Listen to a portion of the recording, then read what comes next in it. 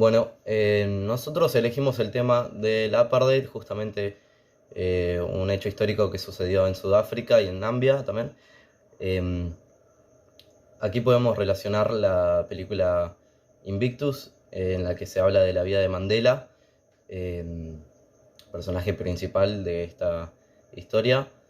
Pudimos relacionar los temas de denigración, de segregación racial, obviamente también de desigualdad y, y de racismo. Cuando hablamos de qué fue el apartheid, fue un sistema de segregación racial que existió en Sudáfrica hasta 1994, que consistía en la exclusión de la mayor parte de la población blanca hacia la población negra, ¿no? La población negra era la población que más abundaba, por decirlo así, y la población blanca era la minoría. Estos eran más que nada ricos y gente de buen poder. Justamente acá podemos ver una foto de cómo sucedía esta tal separación. Podemos ver un banco donde solo los blancos se pueden sentar y los negros no. De ninguna manera se podía sentar alguien de color en ese banco. ¿Cuándo se hizo legal? En 1948 se instaura oficialmente la legislación que el apartheid se instaura como tal. Esto obviamente que es mal visto, antes también era mal visto, por eso Sudáfrica tuvo unos problemas económicos con el exterior, y acá también podemos ver un claro ejemplo de cómo era la separación, donde hay un bebedero para blancos y un bebedero para negros, ¿no? ¿Qué significa la palabra apartheid? La palabra significa separación, viene del Afrikaans, lengua germánica derivada del neerlandés.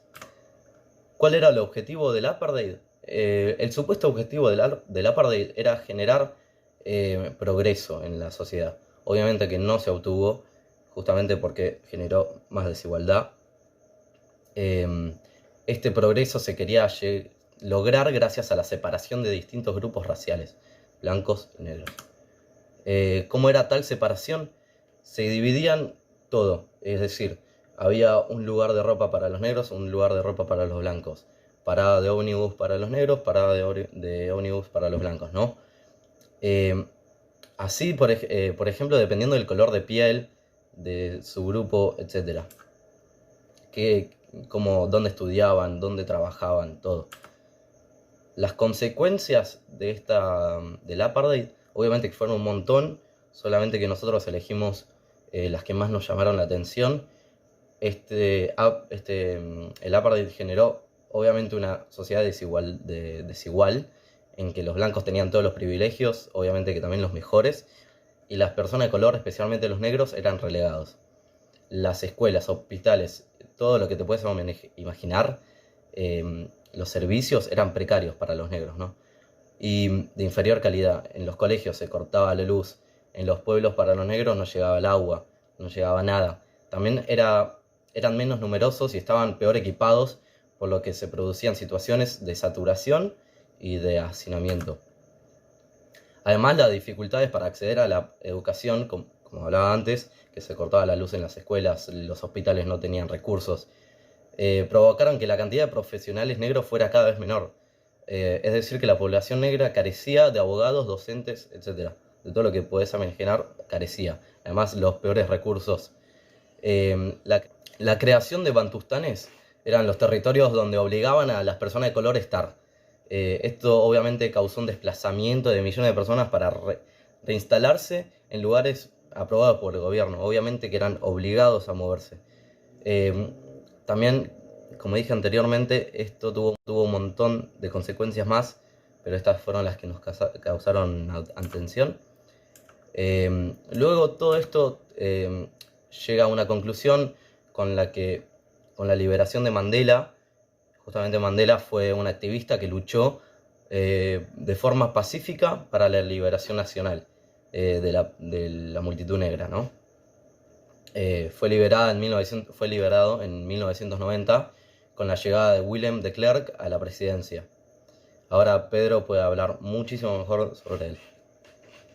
Bueno, yo voy a hablar de la influencia social y cómo ésta se vio reflejada en el apartheid. La influencia social es el proceso a través del cual otras personas afectan nuestras actitudes, percepciones y acciones. El apartheid es un muy buen ejemplo para ver cómo otras personas pueden influir sobre nuestra forma de pensar, nuestra forma de actuar y nuestras percepciones. Un ejemplo de influencia social es la conformidad. En este caso, la presión es ejercida por pares de un mismo estatus, ya sea nuestra familia, nuestros amigos o cualquier persona que nosotros consideremos de nuestro estatus o de nuestro entorno.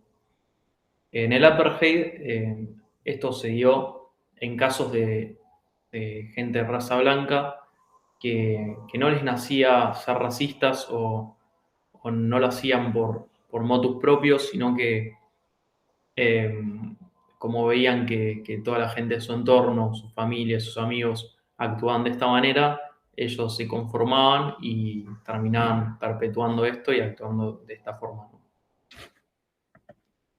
Otro ejemplo de influencia social es la obediencia.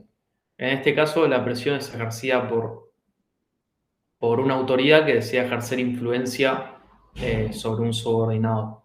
En el apartheid esto se vio con la minoría de raza blanca que, que ejercía esta presión a los de raza negra, ¿no? Eh, no todos las personas de raza negra se resignaban a obedecer a los blancos, sino que algunos eran rebeldes y terminaban pagando las consecuencias eh, con los castigos que proponían los blancos, con violencia o con cárcel, ¿no? Otro ejemplo de influencia social es la condescendencia, que es cuando te adaptás al gusto y la voluntad de otra persona, ¿no? En el apartheid, esto se vio claramente con la gente de raza negra adaptándose a lo que los blancos querían. Por ejemplo, que no voten o que vayan solo a determinados lugares o que usen determinados lugares públicos. Eh, un ejemplo de condescendencia es el efecto de pie en la puerta, que es cuando logras que alguien acceda a una petición menor para que después acceda a una petición mayor, y el procedimiento de bola baja, que es cuando vos lográs que alguien acceda a unas determinadas consignas o peticiones y después se las cambias, ¿no? Y le cambias las condiciones. Nada, todos estos fueron diferentes mecanismos y, y conceptos que fueron que se desarrollaron en el apartheid. Primero que nada, buenos días. Hoy mi intención es relacionar la discriminación y la desigualdad en la República de Sudáfrica con posiblemente uno de los materiales bibliográficos más importantes en mi opinión de esta materia. Este es nada más y nada menos que El malestar en la cultura de Sigmund Freud, escrito en el año 1930. Este libro, en conjunto con Psicología de las masas y Análisis del yo, se reconoce entre las obras más relevantes de Freud en el área de la psicología social y se considera uno de los textos críticos más influyentes del siglo XX en ciencias sociales. El mismo intenta mostrarnos cómo la cultura nos permite convivir en sociedad, frenando nuestros impulsos más primarios, pero generando por este mismo motivo malestar a causa de la represión. Bueno, relacionada a esta idea de que la represión de nuestros instintos primarios genera malestar en la sociedad, Freud decía que el propio cuerpo marca nuestros límites al goce pulsional. Con esto se refería a que tenemos un cuerpo finito que enferma, envejece y en algún momento muere. Esto nos genera angustia. Eh, También que somos como dioses con prótesis. De repente uno se puede poner unos lentes y ver mucho mejor y más lejos.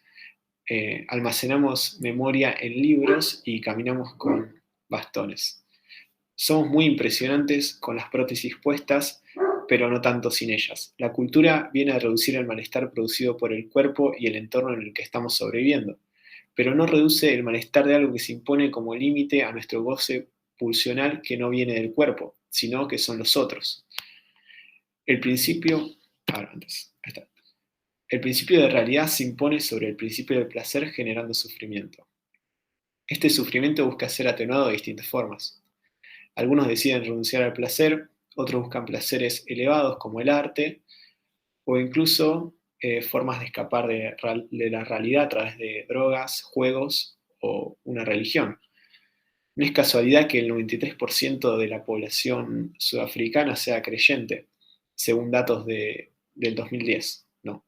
Las encuestas mundiales muestran que la fe religiosa se mantiene alta en las naciones con ingresos más bajos, mientras que en las más ricas aumenta la secularidad y el agnosticismo.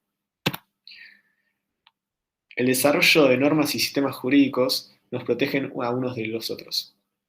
En esta regulación de las relaciones sociales, la cultura nos exige controlar nuestros impulsos eróticos y agresivos. Esto es tan así que en las sociedades donde hay más control, hay mayor seguridad, y en las que hay menos, hay más inseguridad. Todo esto al individuo que vive en sociedad no le es fácil y le pasa factura, se podría decir, a través de un coste psíquico, ¿no? El excesivo control pesa, y vivimos en una bomba que está a punto de estallar, por así decirlo. Por eso no es casualidad que haya tantas crisis sociales en las distintas partes del mundo. Primero que nada, buenos días. Mi nombre es Valentino Napoli. Yo voy a estar hablando sobre los prejuicios, la discriminación y los estereotipos en esta presentación. Para empezar, los prejuicios son actitudes compuestas por tres componentes: lo emocional, lo cognitivo y lo conductual.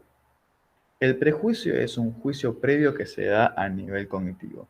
Es una actitud negativa hacia miembros de un determinado grupo por el simple hecho de pertenecer a ese grupo.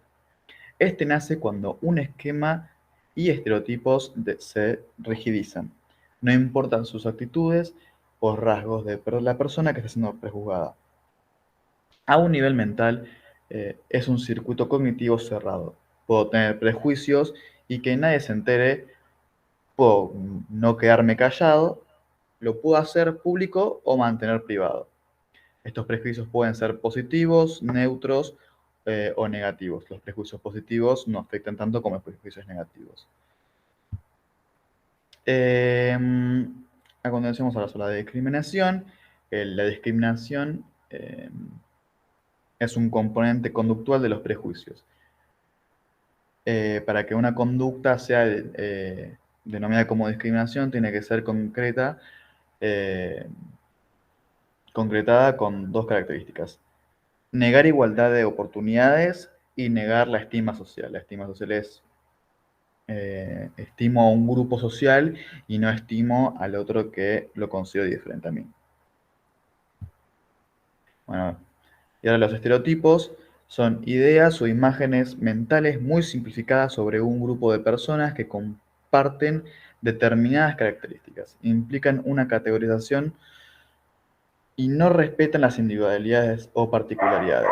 Se hacen categorizaciones simplificadas con generalidades de cada miembro del grupo. La característica de los estereotipos se comparan y categorizan en grupos, se basan en conductas que ya no suceden, pero estas se pasan de generación en generación, generalizan y son juicios de valor previo que no dan expectativas acerca de la persona antes de conocerlo. Y hay tres clases de estereotipos, en realidad hay más, pero las principales son la sexista, que hace referencia a la diferencia de sexo, convirtiéndolas en naturales, haciendo que se presente como diferencias naturales cuando son construcciones sociales. La racial, que hace referencia a los diferentes tipos de etnicidades, haciéndolos ver como ciertas razas son superiores o inferiores a otras solamente basándose en su etnicidad. Y la clasista hace referencia a los grupos según su condición social y económica. Y nada, para terminar, le doy la palabra a Justo Arrese. Bueno, Valen, gracias por darme el pie para arrancar a hablar. Bueno, como conclusión del trabajo en grupo, llegamos a que es muy importante cuando se investigan temas así de cultura y de problemas entre la gente, tener en cuenta el contexto cultural y la historia de la zona en específico. que es decir, en este caso, Sudáfrica. Es muy importante tener eso en cuenta porque en este caso es muy interesante o muy loco de pensar que era la minoría la que estaba discriminando, no como suele ser que es la minoría la que es discriminada, sino que los blancos en Sudáfrica, en términos de porcentaje de población, eran la minoría de ellos, y ellos eran los que discriminaban. Y eso habla mucho, tiene mucho sentido en el contexto cultural en el que viven, porque el estereotipo, con ese contexto cultural, el estereotipo es mucho más pesado que la minoría o la mayoría, como que eso no era lo importante o lo importante de esa situación, sino que el estereotipo tenía mucho más peso de contexto cultural en Sudáfrica, porque tiene que ver con todo lo de que el estereotipo de negro que era esclavo, entonces es inferior, entonces no importa si era más o menos, sino que estaba el estereotipo ese ya implementado en esa cultura, que era negro, era esclavo, entonces es inferior a mí, es inferior a mi hombre blanco. Entonces, como conclusión, llegamos a que si vos querés hacer un trabajo de investigación sobre una cultura o un grupo de gente, es muy importante tener en cuenta ese contexto histórico, independientemente de todos los datos que vos vayas a usar para analizarlo, como nosotros lo hicimos, como lo del prejuicio, discriminación y todo lo que explicaron los chicos recién. Es muy importante tener en cuenta eso y estar al tanto de dónde viene todo ese contexto cultural y por qué pasa lo que pasa, o por qué la gente en un lugar es de una manera y por qué en otro lugar es de otra manera, porque tiene un sentido. Bueno, muchísimas gracias. Ojalá les haya gustado.